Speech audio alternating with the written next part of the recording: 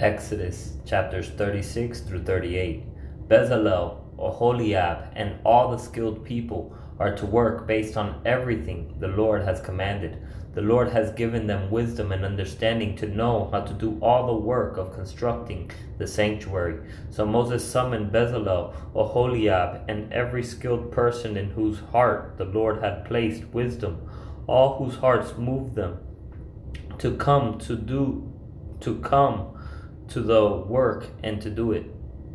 They took from Moses' presents all the contributions that the Israelites had brought for the task of making the sanctuary. Meanwhile, the people continued to bring free will offerings morning after morning. Then all the artisans who were doing all the work for the sanctuary came one by one from the work they were doing, and said to Moses, "The people are bringing more than is needed for the construction of the work the Lord commanded to be done."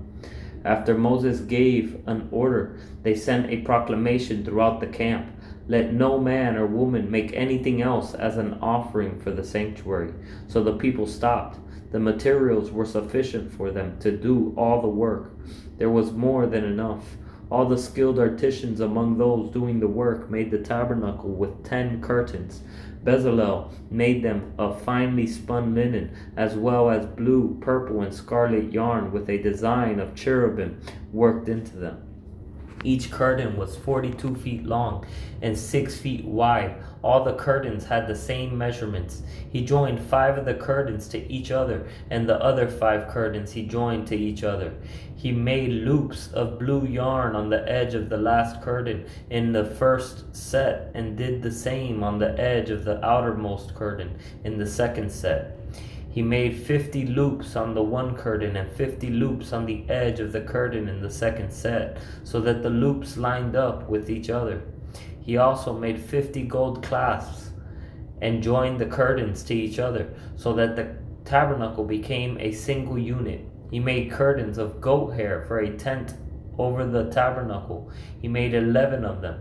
Each curtain was 45 feet long and 6 feet wide. All 11 curtains had the same measurement. Each joined 5 of the curtains together and the other 6 together.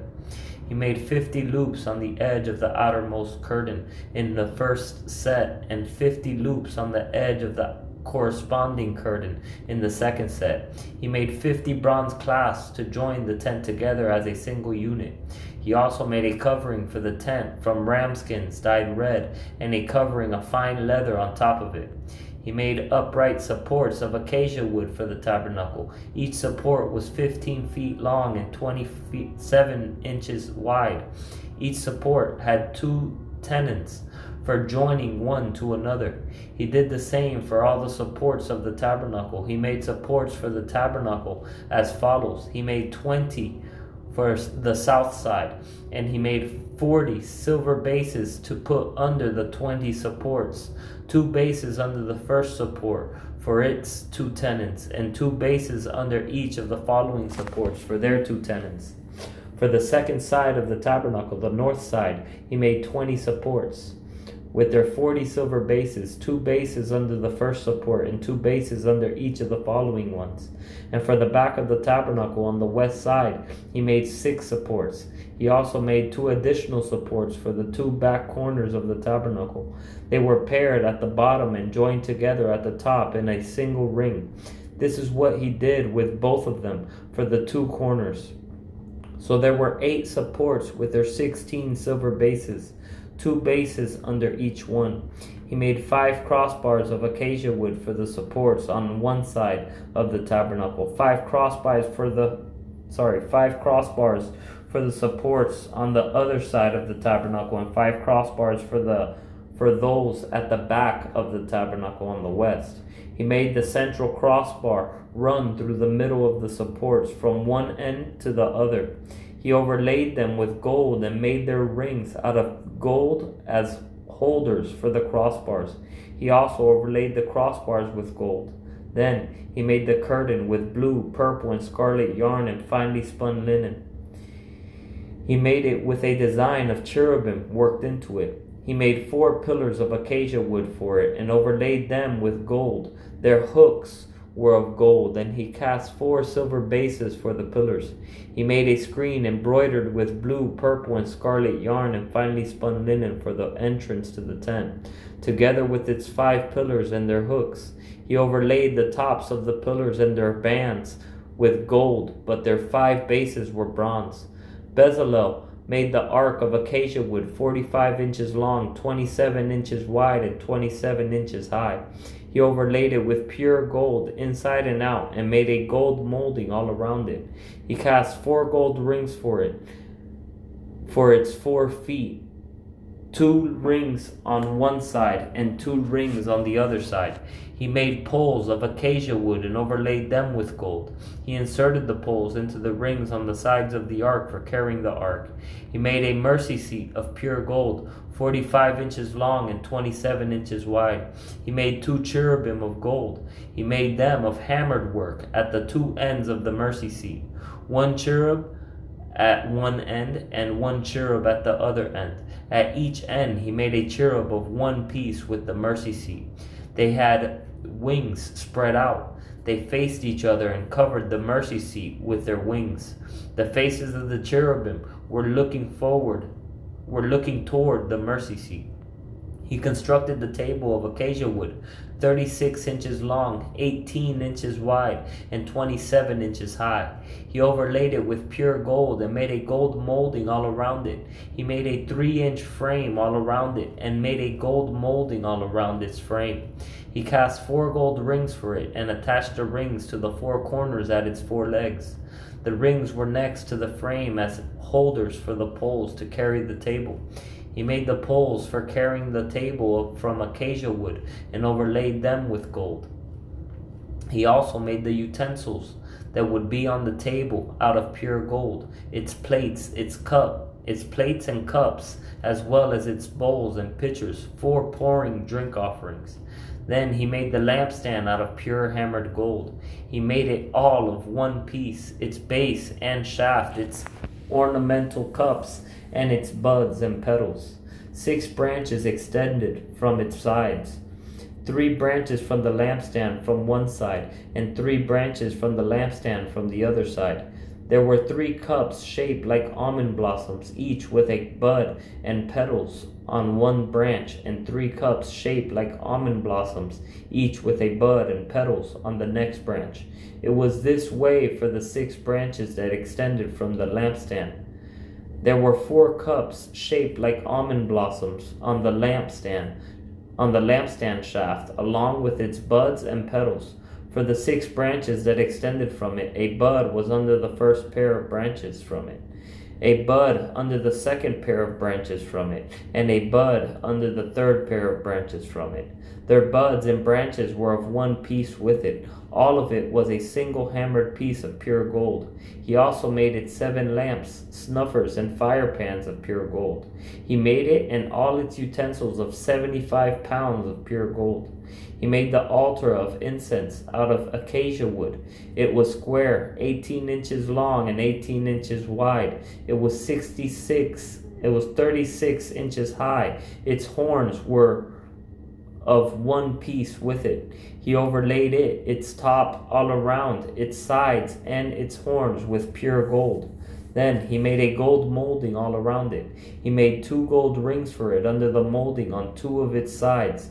He put these on opposite sides of it to be holders for the poles to carry it with. He made the poles of acacia wood and overlaid them with gold. He also made the holy anointing oil and the pure fragrant and expertly blended incense.